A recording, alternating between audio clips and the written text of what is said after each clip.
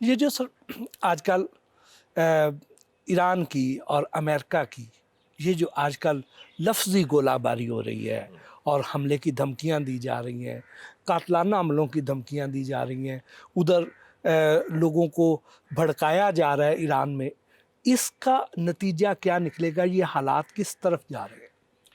پہلے تو بٹی صاحب بی ویری کلیئر، جو ایران میں حالیہ واقعات ہوئے ہیں، خاص طور پہ 8، 9، 10، 11 جنوری، وہ ایک رجیم چینج کی کوشش تھی بیرونی سازش کے ذریعے، جس میں امریکہ کی CIA اور اسرائیل کا موساد شامل تھا۔ لیکن یہ 28 دسمبر کو ڈیمونسٹریشن شروع ہوئے اور وہ جائز تھے، کیونکہ جیسے ہمارے بھی مہنگائی ہے اور معیشت کے ایشوز ہیں۔ 7 جنوری تک کوئی گولی نہیں چلی، کوئی لاٹھی چارج نہیں ہوا، کوئی بندہ نہیں مارا گیا۔ 8 کے بعد کچھ لوگ آئے جو آرمڈ تھے، جی اور ایران پاکستان کی طرح نہیں، ادھر تو چڑی نہیں پھڑک جی سکتی، بالکل ادھر تو کوئی گولی پستول عام آدمی کے پاس نہیں، وہ ان کے پاس کلاشنکوف آٹومیٹک رائفلز تھے۔ انہوں نے پولیس والوں کو مارا، 500 پولیس اور آرمی کے لوگ تو مارے گئے ہیں۔ تو کیسے ہوا؟ وہ تو انہوں نے گولی چلائی، اور وہ ثابت بھی ہو گیا۔ آپ نے فائنینشیل ٹائمز کی سٹوری پڑھ لیں جو اس میں آئی ہے، انہوں نے کہا کہ یہ تو باہر سے ہوا تھا۔ تو وہ ایک کوشش تھی رجیم چینج کی، جو میرے خیال میں اللہ تعالیٰ کا بڑا فضل ہوا ہے، وہ ناکام ہوئی۔ اور ٹرمپ کو بھی حملہ روکنے سے یہ خاص طور پہ ترکی کے صدر رجب طیب اردوغان، سعودی عربیہ کی لیڈرشپ محمد بن سلمان، قطر، مصر، انہوں نے کہا کہ جناب یہ تو تباہی ہو جائے گی، کیونکہ اب عرب ممالک میں ایک بڑی تبدیلی آئی ہے۔ ان میں واضح موقف ہے کہ ہمارا سب سے بڑا دشمن اسرائیل ہے، ایران نہیں۔ تو یہ فی الحال تو معاملہ رک گیا ہے، لیکن یہ نیتن یاہو کا پلان بہت پرانا ہے، اور یہ کوشش کریں گے کچھ اور گند کرنے کی تو کوشش کی ہے، لیکن براہ راست جنگ کے نتائج ان کے ہاتھ نہیں تھے۔ ایرانیوں کو بھی پتا تھا یہ ڈو اور ڈائی، وہ بھی تیار تھے کہ یا آر یا پار، ٹھیک ہے، اور وہ تخت یا تختہ جیسے کہتے ہیں نا ہم، تو وہ پھر انہوں نے بھی میزائل بھیجنے تھے، اور اگر امریکہ کی کیجولٹیز ہو جاتی، انہوں نے کہا تھا کہ اگر امریکہ نے حملہ کیا تو ہم امریکی تنصیبات جو اس خطے میں ہیں، اس وقت 20 امریکن بیسز ہیں مشرقی وسطیٰ میں ایران کے ارد گرد، کوئی 30 سے 40 ہزار امریکن فوج ہے، کشتیاں ہیں، بیسز ہیں، تو وہ تو پھر ہٹ ہونے تھے۔ تو سر ابھی وقتی طور پہ جیسے ٹرمپ نے کہا کہ ہم ابھی حملہ نہیں کر رہے ہیں کیونکہ وہاں پہ حالات بہتر ہو گئے ہیں، کیا ٹرمپ کی کمٹمنٹ پہ، وعدے پر اعتبار کیا جا سکتا ہے کہ جب صورتحال یہ بھی ہو کہ ارد گرد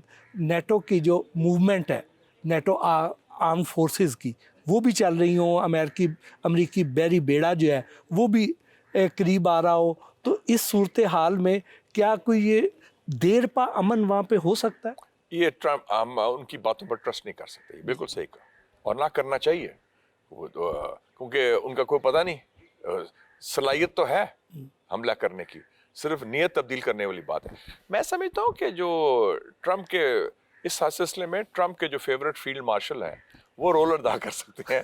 پچھلی دفعہ آپ کو یاد ہے جی جب وہ ہوا تھی بات، تو انہوں نے کھانا بھی کھلایا، ان کو بلایا اور وائٹ ہاؤس میں، اور غالباً ہماری طرف سے جو مشورہ گیا بڑا مثبت تھا کہ آپ اس قسم کی جنگ میں نہ شامل ہوں، اس قسم کے رجیم چینج آپریشن میں نہ ہوں، کیونکہ اس کے نتائج اس خطے کے لیے اور آپ کے لیے بڑے خراب ہوں۔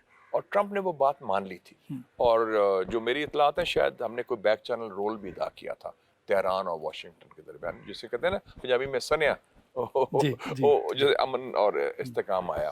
تو میرے خیال میں یہ ہماری طرف سے یہ ہو سکتا ہے، جو ان کے فیورٹ فیلڈ مارشل ہیں، پریزیڈنٹ رجب طیب اردوغان ہیں، سعودی عربیہ کے وزیر اعظم ہیں کراؤن پرنس محمد بن سلمان، ان لوگوں کی بات سنی جاتی ہے واشنگٹن میں بھی اور تہران میں بھی۔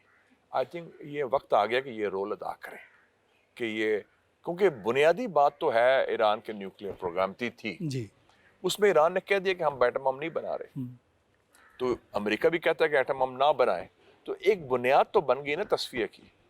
تو مجھے خیال ہے کہ اگر ٹرمپ واقعی چاہتا ہے نوبیل پیس پرائز، تو سب سے بڑی بات تو اگر اس خطے میں امن لایا جائے، خاص طور پہ ایران کے ساتھ، تو مجھے امید کی تھوڑی سی کرن نظر آتی ہے کہ یہ ممکنات میں شامل ہے۔ اگر مسلمان دنیا سے بھی، اور جو ایران کے دوست ہیں جن کے امریکہ کے طرف بھی بات سنی جاتی ہے، وہ اگر کردار ادا کریں تو کامیابی ہو سکتی ہے. تو کیا اس سارے ایران، اسرائیل، یو ایس جو سارا قضیہ تھا، اس میں پاکستان نے کوئی عملی ہیلپ بھی کی تھی ایران کی؟ دیکھیں جی، پاکستان چٹان کی طرح کھڑا تھا ایران. میں ملا تھا ایرانی سفیر کے ساتھ ادھر، ڈاکٹر رضا امیری مقدم نام ہے ان کا، بڑے سینئر بندے ہیں. انہوں نے کہا تھا 2 ممالک نے ہماری بڑی مدد کی تھی، ایک پاکستان، دوسرا ان کا سعودی عربیہ. یہ میں پچھلے سال کی بات کر رہا ہوں، جو ان کی جنگ ہوئی تھی اسرائیل کے ساتھ 12 دن کی. تو اس میں پاکستان نے بڑا مؤثر کردار ادا کیا تھا ہر لحاظ سے. تو ہم ان کی قسم کی ڈیفنس لائن تھے، اور ہم سمجھتے ہیں ایران بھی ہماری ڈیفنس لائن ہے. جیسے ایران نے 65 اور 71 کی جنگوں میں ہمارے پی آئی کے جہاز رکھے سارا کی، ہم نے بھی کافی کچھ ان کی عملی مدد بھی.